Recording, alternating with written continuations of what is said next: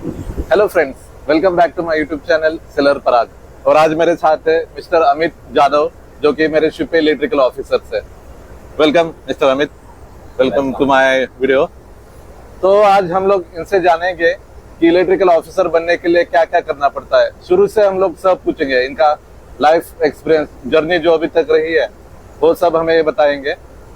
तो mister Amit, please मुझे बताइए कि आपकी फैमिली बैकग्राउंड के बारे में बताइए। आप कहाँ पे बोर्न एंड बॉटो पे, प्राइमरी स्कूलिंग कहाँ से किया है, सब बताइए।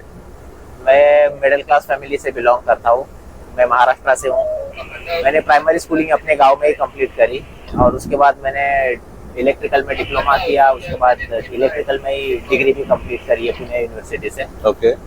तो इलेक्ट्रिकल में डिग्री परस्यू करने के बाद जॉब सर्चिंग के टाइम पे मेरे एक दोस्त ने मुझे ये मर्चेंट नेवी में इलेक्ट्रिकल ऑफिसर की पोस्ट के बारे में बताया था। ओके। कि मर्चेंट नेवी में इलेक्ट्रिकल इंजीनियरिंग करने के बाद आपको जॉब अपॉर्चुनिटीज है जहाँ पे 5 डिजिट सैलरी मिलेगी करके बोला था। तो अगर ज्वाइनिंग में 5 डिजिट सैलरी बोलते हैं तो सब लोग यही सुन के आते हैं। सब ऑब्वियसली। तो यही सुन के मैं भी आया था कि दूसरों के पैसों पे दुनिया घूमने मिलेगी, काम के साथ साथ पैसा भी बन जाएगा। तो ये सोच के शिपिंग के लिए सर्च कर रहा था मैं।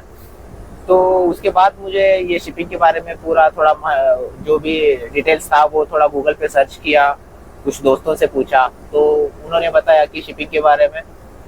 तो मैंने उसके रिगार्डिंग कॉलेजेस देखे। तो इलेक्ट्रिकल के लिए ज़्यादा शुरू में नॉलेज नहीं थी कि कौन से कॉलेजेस है। तो उसके बाद जब पता चला तो ग्रेट ईस्टर्न इंस्टीट्यूट, जहाँ से मैंने अपना ग्रेजुएशन ये इलेक्ट्रोटेक्निकल ऑफिसर का जो कोर्स है वो ग्रेट ईस्टर्न इंस्टीट्यूट से किया था। ओके। तो वैसे ही समुद्रा है, तोलानी है, एंग्लो ईस्टर्न है। ओके। तो आपका प्राइमरी महाराष्ट्र में हुआ है, प्राइमरी स्कूलिंग जी। उसके बाद आपने इलेक्ट्रिकल इंजीनियरिंग की, राइट? की, वो भी महाराष्ट्र में पुणे यूनिवर्सिटी से करी। ओके। तो बेसिकली ये ईटीओ का कोर्स करने के लिए आपको ग्रेजुएशन इलेक्ट्रिकल में 60% ग्रेजुएशन होना चाहिए। ओके। और उसके बाद आपको एक कोर्स होता है 4 मंथ्स का, जो कि ये मरीन इंस्टीट्यूट करवाते हैं।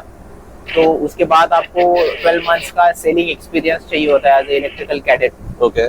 उसके बाद आप को एग्जाम के लिए अप्लाई करते हो। जब आपका रिटर्न एंड ओरल ये दोनों क्लियर हो जाता है तो उसके बाद आप एज ए इलेक्ट्रोटेक्निकल ऑफिसर करके शिप पे ज्वाइन कर सकते हो। तो मेरा एक डाउट है, इलेक्ट्रिकल इंजीनियरिंग की आपने, उसके बाद कोई एग्जाम है ये कोर्स करने के लिए? आईएमएस, सीईटी, ये सब? नहीं, ऐसा सीईटी वगैरह तो नहीं था, बट हाँ कि हर एक इंस्टीट्यूट अपना अपना एंट्रेंस एग्जाम रखता है।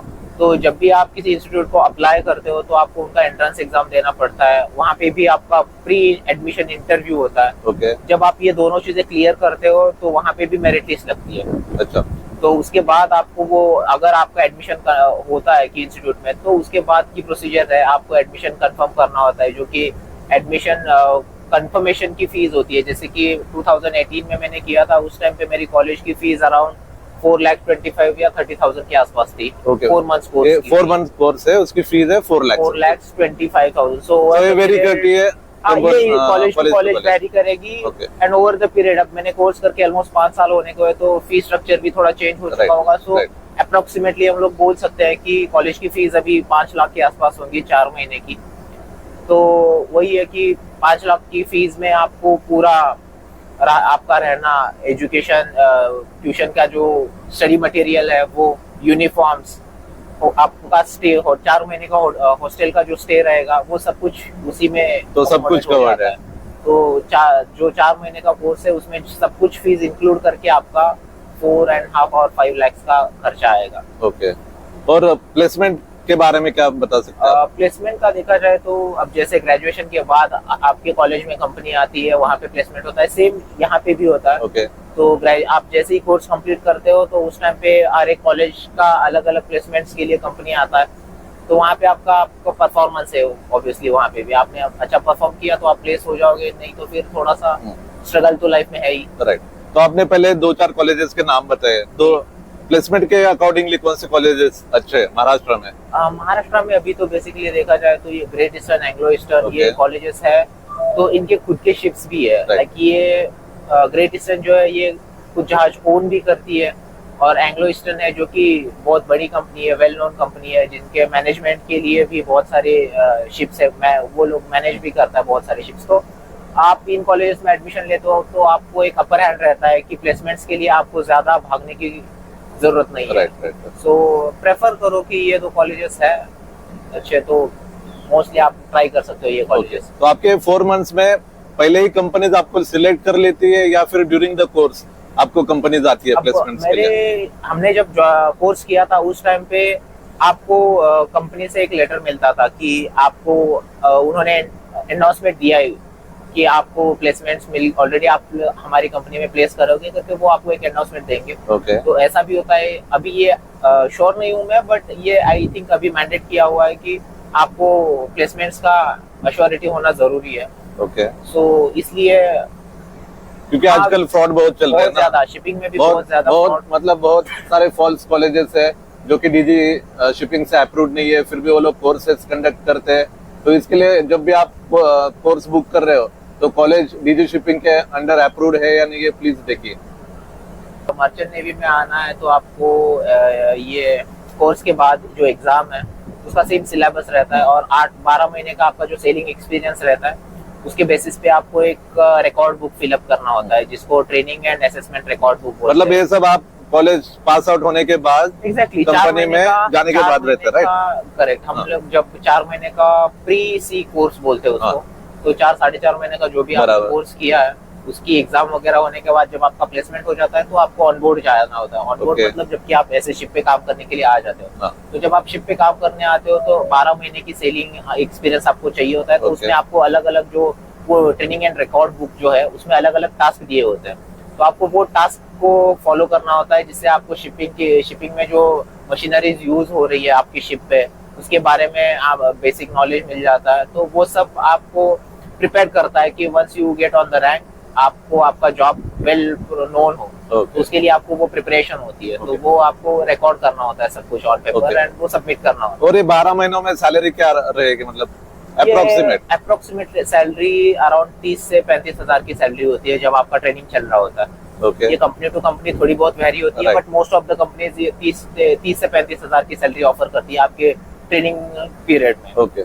तो आपको ट्रेनिंग के बाद फिर अलग अलग कंपनीज है, जैसे जैसे आपका एक्सपीरियंस बढ़ता जाएगा वैसे वैसे आपकी सैलरी भी बढ़ती जाएगी। और आप कोई भी कंपनी स्विच कर सकते हो, राइट? हाँ, कोई भी कंपनी में आप स्विच कर सकते हो। बेसिकली आप ये शिपिंग में ऐसा है कि राउंड द ईयर सैलरीज भी है और कॉन्ट्रैक्ट के बेसिस पे भी है। तो अगर आप राउंड द ईयर सैलरी के लिए जॉब कंपनी में आप सिलेक्टेड हो तो आपको राउंड द ईयर सैलरी मिलेगी जो कि कॉन्ट्रैक्ट बेसिस से थोड़ी ज्यादा होती है।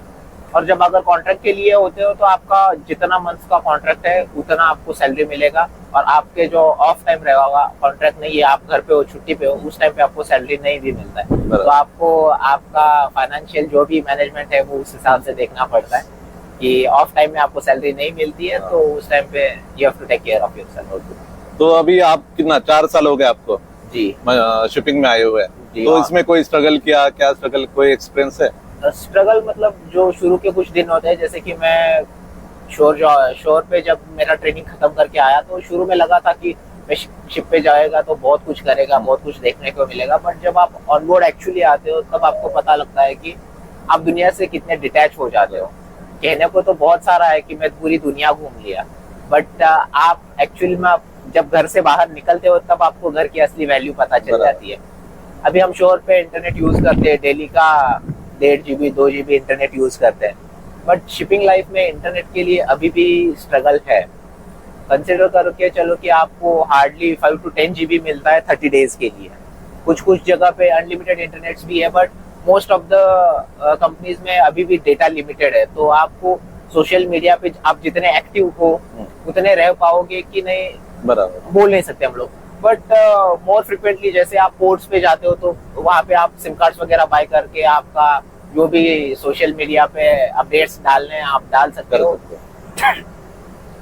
बट एक्सपीरियंस में स्ट्रगल में देखा जाए तो आप घर को बहुत ज्यादा मिस करना शुरू करते हो। उसके बाद जैसे जैसे काम बढ़ता है, जैसे जैसे आप रैंक पे आते हो तो आपके ऊपर एक रिस्पॉन्सिबिलिटी होती है, तो आपको उस हिसाब से स्ट्रेस भी रहता है थोड़ा बहुत, वो भी हैंडल करना होता है। आप फैमिली आपके पीछे छोड़ के चले आते हो तो आपको फैमिली के बारे में भी सोचना पड़ता है। तो ऐसा नहीं है कि पूरी हैपनिंग लाइफ है, मजे चल रहे हैं। ये थोड़ा हर एक ऑक्यूपेशन में तो रहता ही है, प्रोज एंड कॉन्स तो रहता ही है जी। तो ये सब हमें डिसाइड करना है कि हम कौन से ऑक्यूपेशन में जा रहे हैं, अकॉर्डिंगली उसके प्रोज क्या है, कॉन्स क्या है, सब कंसिडर करके डिसाइड कीजिए कि whether you want to come in merchant navy और नॉट। और दूसरी एक बात थी कि आप अभी कार्गो शिप्स पे हैं, जी तो क्रूज शिप्स करके एक शिप्स रहते हैं, जी तो उनपे भी ईटीओ के लिए बहुत सारे अपॉर्चुनिटीज है। करेक्ट आपने तो सही हैव यू बोला। एवर थॉट कि उधर भी मैंने शूट सोचा करेंगे? था बट अभी तक मैंने कहीं पे अप्लाई नहीं किया है। कि जैसे हैपनिंग लाइफ कुछ लोग दिखाते हैं, इंस्टा रील्स पे देखते हो आप, यूट्यूब पे देखते हो कि क्रूज लाइनर पे गए, पब्लिक बहुत सारा मजा कर रही है, पार्टी चल रही है। वैसे हैपनिंग लाइफ होती भी है, और अगर आप कार्गो शिप्स पे आते हो तो नहीं भी होती है। Right. तो ये डिपेंड करता है कि आपको अपॉर्चुनिटी कहाँ मिल रही है। मैंने चूज किया था कि मुझे गैस कैरियर्स पे, ये कार्गो कैरियर्स पे जाना है, इसलिए मैं इस फील्ड में चला आया। ओके, अगर मैंने चूज किया होता कि मुझे पैसेंजर शिप्स पे ही सेल करना है तो मैं जा सकता हूँ, मैं अभी भी जा सकता हूँ उधर। बस थोड़ा सा स्विच करने के टाइम पे मुझे एक्सपीरियंस चाहिए होगा, बट लेट्स सी, कभी सोचा नहीं कि मैं स्विच करूंगा कि नहीं। अगर तो- करते हो तो बी इन टच, हमें भी जी, बताइए। जरूर। क्योंकि अभी शिपिंग में जैसे आप देख रहे हो कि हम लोग गैस टर्मिनल्स पे हैं, तो यही है, आपको ये अश्योरिटी नहीं है कि आपको हर पोर्ट पे बाहर जाने को मिले। हम लोग अभी आए हुए हैं यहाँ पे कतार में हैं, अभी 3 महीना हो गया है, राइट? ऑलरेडी मैं 3 महीने सेल कर रहा हूँ, बट सिर्फ एक बार मुझे मौका मिला है कि शोरल्यू पे जाने का। सो इट्स लाइक दैट कि आप हर पोर्ट पे, हर जगह पे बाहर जा घूमने सकते। नहीं जा सकते। आपको कभी काम की रिस्पॉन्सिबिलिटी होती है तो नहीं जा सकते हो, कभी कभी कोई अथॉरिटीज अलाउ नहीं करती आपको शोरल्यू पे जाने के लिए, Right. और कभी जाते हो तो आप मजे करके आते हो। तो ऐसा है कि आप शिपिंग में आना है तो दोनों चीजें पकड़ के चलनी होंगी कि काम भी रहेगा, मजे भी आएंगे और तकलीफ भी होगी। But it is a life, ऐसा ही होता है। It is a life. आप शोर पे हो तब भी है। आप कॉम्प्रोमाइज किस चीज में करना चाहते Right. हो, उस पे सब चीजें मैटर करती है। आपकी विल पावर कितनी स्ट्रांग है, इस पे मैटर करता है। क्योंकि ये सब चीजें लास्ट में आके विल पावर, जहाँ पे आपकी विल पावर बनी हुई है, आप उस चीज में टिके रहते हो। जिस दिन आपकी विल पावर टूट जाती है, आप फिर या फिर शिप पे रहो, शोर पे रहो, आप टूट जाते हो पूरा। Right. सो अगर अच्छा खासा पैसा कमाना है तो मैं तो कहूंगा कि शिप पे आ जाओ। It is a good field. So Okay. किसी एक मूवी में मैंने ये सुना भी था जिसमें प्लस भी है और माइनस भी है, जैसे कि 40 तक नोट छापो और उसके बाद आराम कर लो।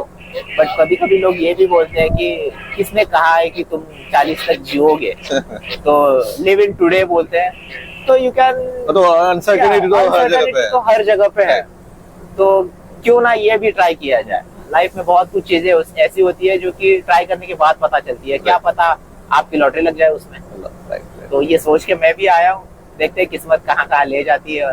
और लेट मी टेल यू कि आजकल शिप्स बहुत मॉडर्नाइज हो रहे हैं, तो इलेक्ट्रिकल ऑफिसर की बहुत ज्यादा जरूरत है शिप्स पे। तो बहुत सारे चांसेस, वैकेंसीज बहुत सारी बनती है। तो this is a good field to choose. अगर आप मर्चेंट नेवी में आना चाहते हो, electrical officer is a good field. तो फ्रेंड्स, ये था इलेक्ट्रिकल ऑफिसर अमित जादव, इनका एक्सपीरियंस। तो इन्होंने बहुत कुछ बताया इनके बारे में, इनके लाइफ के बारे में। अगर आपको ये वीडियो अच्छा लगा हो तो please do share, like and subscribe my channel. Thank you sir, thank you for being Thank you. Here with me.